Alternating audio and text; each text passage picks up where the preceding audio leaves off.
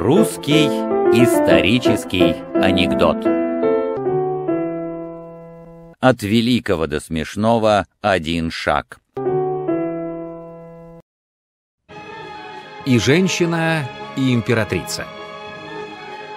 Довольная службой своего статс-секретаря, известного государственного деятеля Дмитрия Прокофьевича Трощинского, Екатерина II однажды щедро его наградила. Тот, будучи скромным человеком, был смущен. «Ваше Величество, это чересчур много. Что скажут Орловы, Зубовы?» «Друг мой», — улыбнулась ему Екатерина, — «их награждает женщина. Тебя — императрица». Они не кусаются. Как-то английский посол к назначенному часу прибыл на аудиенцию к Екатерине. Едва он вошел в царский кабинет, на него залаяли две собаки. Посол испуганно отшатнулся. «Не бойтесь», — успокоила его императрица. «Собака, которая лает, не кусается. Это можно отнести и к Англии». Наша Литва. Однажды Екатерина II написала Гримму о прусском министре Герцберге. «Эта скотина заслуживает, чтобы его порядком побили. У него столько же познаний в истории, как у моего попугайчика. Он не знает, что не только Полоцк, но и вся Литва производила все свои дела на русском языке, что все акты литовских архивов писались на русском языке и русскими буквами. До XVII века не только в Полоцке, но и во всей Литве греческое исповедание было господствующим. Глупый государственный министр. Осел. Екатерина детям. Как-то раз на звон колокольчика Екатерины никто не явился из ее прислуги. Она пошла из кабинета в уборную и далее, и, наконец, в одной из задних комнат видит, что истопник усердно увязывает толстый узел. Увидев императрицу, он оробел и упал перед нею на колени.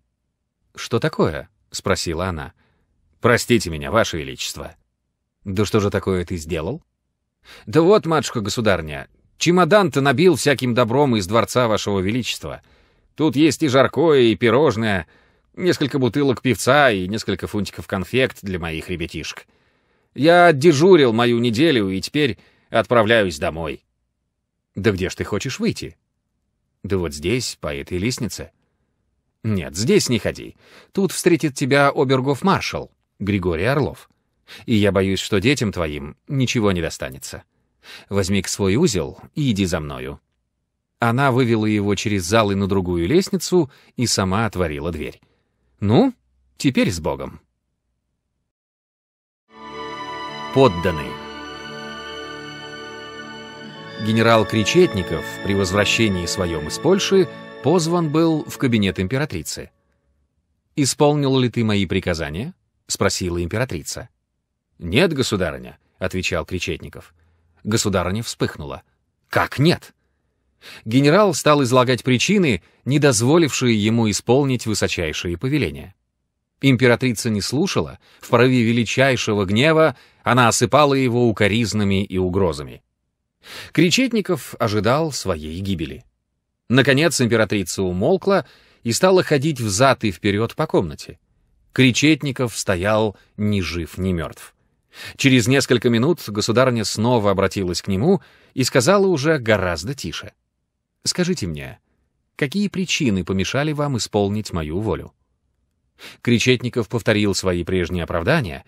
Екатерина, чувствуя его справедливость, но не желая признаться в своей вспыльчивости, сказала ему с видом совершенно успокоенным: «Это дело другое. Зачем же ты мне тотчас этого не сказал?»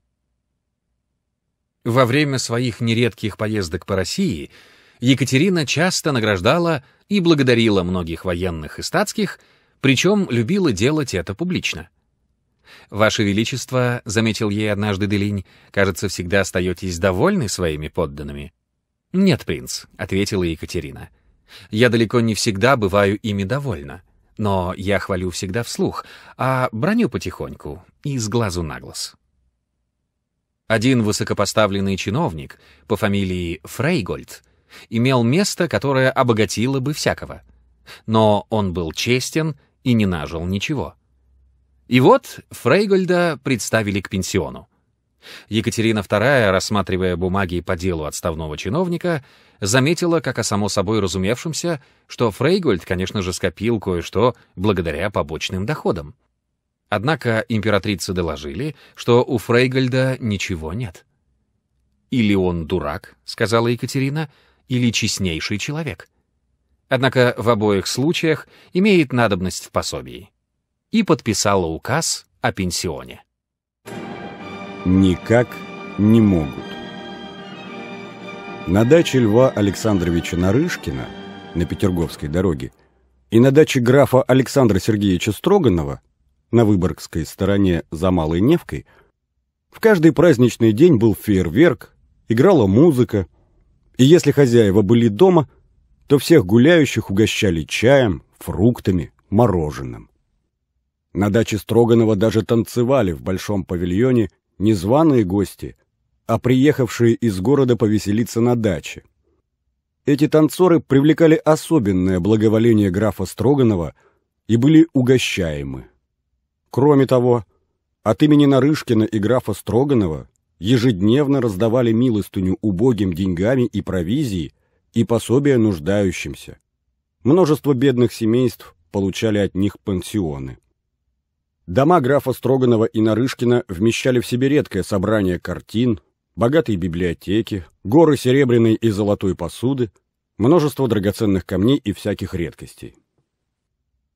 Императрица Екатерина II про них говорила: «Два человека у меня делают все возможное, чтобы разориться, и никак не могут».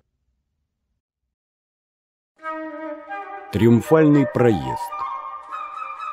Как-то Екатерина II, возвращаясь в Петербург из путешествия по Новороссии, проезжала через Тулу. В это время из-за неурожая предыдущего года в Тульской губернии были чрезвычайно высокие цены на хлеб, и народ сильно бедствовал.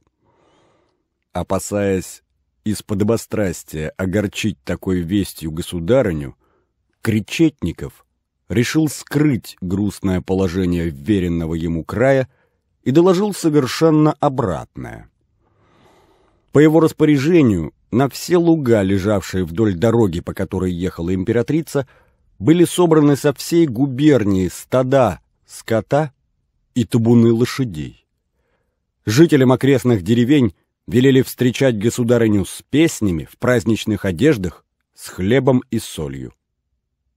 Видя всюду чистоту, порядок и изобилие, Екатерина осталась очень довольна и сказала Кречетникову: «Спасибо вам, Михаил Никитич, я нашла в Тульской губернии то, что желала бы найти и в других».